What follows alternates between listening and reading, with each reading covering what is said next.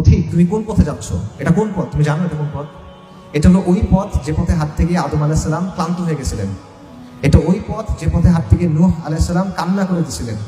এটা ওই পথ যে পথে হাঁটতে গিয়ে ইব্রাহিমকে আগুনে ছুঁড়ে ফেলা হয়েছিল। এটা ওই পথ যেখানে হাঁটতে গিয়ে ইসমাইলকে শোয়ানো হয়েছিল জবেহ করার জন্য।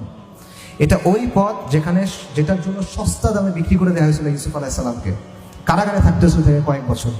এটা ওই পথ যেখানে হাঁটার জন্য জাকারিয়াকে করাত দিয়ে দ্বিখণ্ডিত করা হয়েছিল। এটা ওই পথ যেখানে যাওয়ার জন্য জবেহ করা হয়েছিল সাইয়েদিনা ইয়াহইয়াকে। এটা ওই পথ যেখানে আইয়ুব আলাইহিস সালাম রোগে ভুগছিলেন। এটা ওই পথ যেখানে দাউদ আলাইহিস সালাম তার কান্না সব সীমা অতিক্রম করে চলে গেছিল। এটা ওই পথ যেখানে হাত থেকে ঈসা আলাইহিস সালাম নিঃসঙ্গ জীবনযাপন করতে হয়েছে। এবং এটা ওই পথ যেখানে জন্য রাসূলুল্লাহ সাল্লাল্লাহু আলাইহি ওয়াসাল্লামকে অসংখ্য কষ্ট সহ্য করতে হয়েছে। এটা ওই পথ। তো তুমি কোন পথে হাঁটতেছো? তুমি এখনো খেল তামাশার মধ্যে আছো। পথিক, তুমি কোন পথে যাচ্ছ?